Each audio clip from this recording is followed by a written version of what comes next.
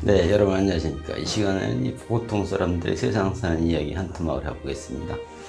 선진국은 우리나라보다 자영업자가 많다는 말은 맞는 말일까요? 이런 추측은 현실과 부합할까요?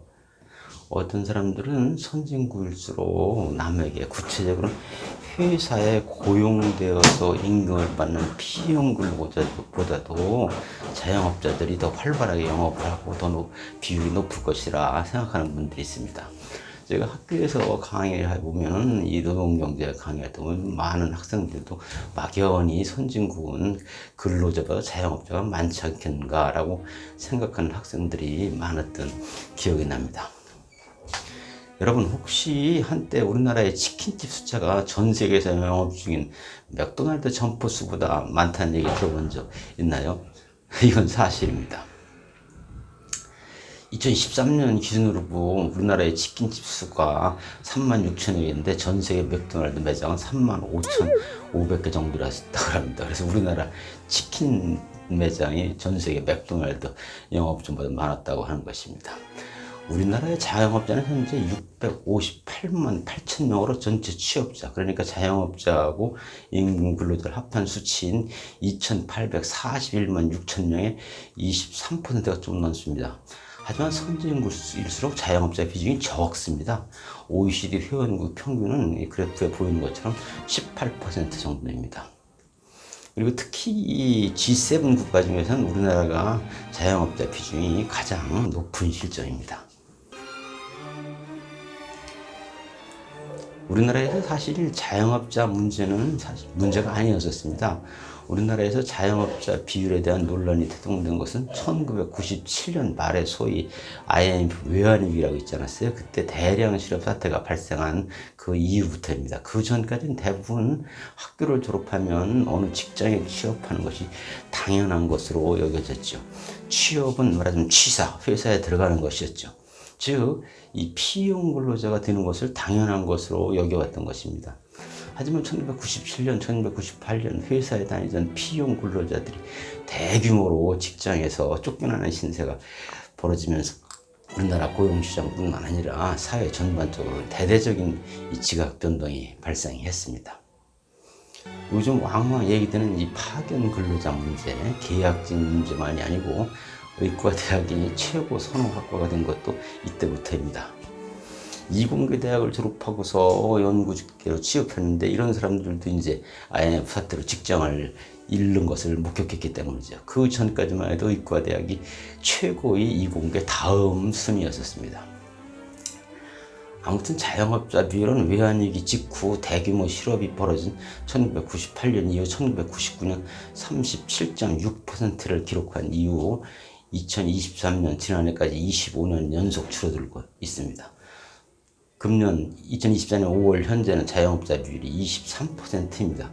그래서 취업자 5명 가운데 적어도 1명은 자영업에 종사하는 셈입니다.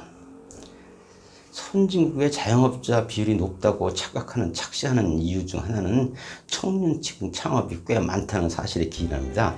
지금 우리나라의 경우는 청년층 창업을 활발해서 자영업자가 많은 게 아니고 특히 베이비 부모 세대의 조기 은퇴 영향으로 음식업, 숙박업 같은 특별한 기술이 없어도 치킨집 같은 거죠. 누구나 차릴 수 있는 업종을 중심으로 중장년층의 소위 생계형 창업이 늘면서 우리나라의 자영업자 비율이 전 세계적으로 가장 높은 수준이라고 정부도 보고 있는 것입니다.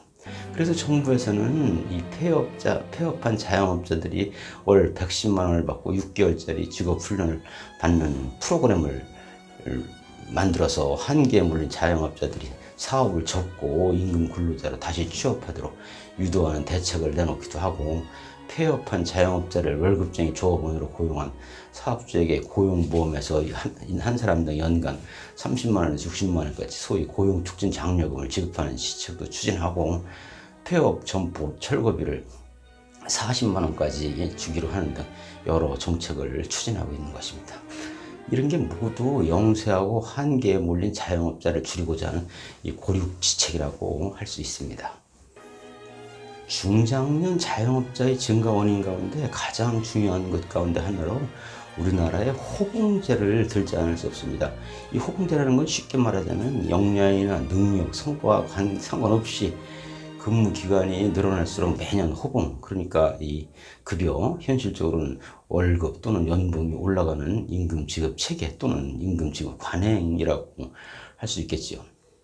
그렇게 되면 기업 입장에서는 어떻게 대응하겠습니까?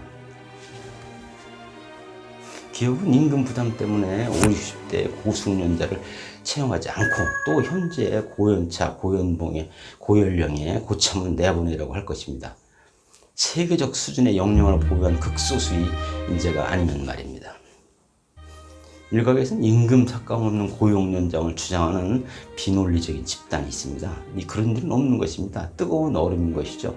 현재 직장에서 일하고 싶어하는 50, 60대가 늘고 있는 만큼 장기 고용이 사회 관습으로 잡으려면 연차가 올라갈수록 임금이 많아지는 현재의 연공 서열식 호봉제 임금 지급 관행 또는 체계를 수정해야만 합니다.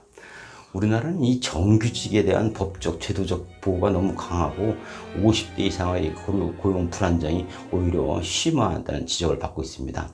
정부가 기업의 임금이나 고용 문제 등에 개입하지 말고 전적으로 노동시장에 맡겨두고 있는 미국 같은 경우는 중장년층이 오히려 고용 안정성이 높은 반면에 우리나라 같이 정부 개입이 심한 경우는 오히려 중장년층 고용 안정이 불안한 실정입니다.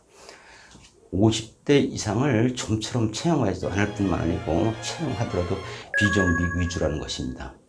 이 경제협력개발기구 OECD에 따르면 이 그래프로 보이는 바와 같이 55에서 64살까지 임금 근로자원의 비정규직 비중이 우리나라가 34.4%로 36개 회원국 가운데 가장 높습니다. OECD 평균은 8.6%입니다. 청년 실업, 여성 경력 단절, 자영업 포화, 성장 멈춘 중소기업, 정규직 과부. 벌써 2021년 한 연구위원회 발표한 한국 고용시장의 5대 특징입니다.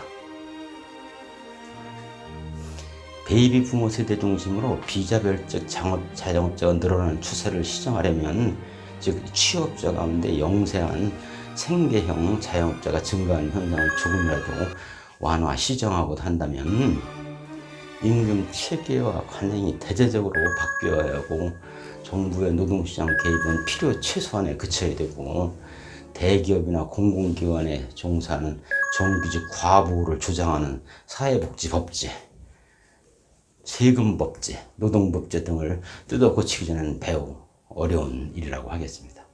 네, 이상입니다. 영상이 유익했다면 구독과 좋아요를 눌러주시기 바랍니다. 감사합니다.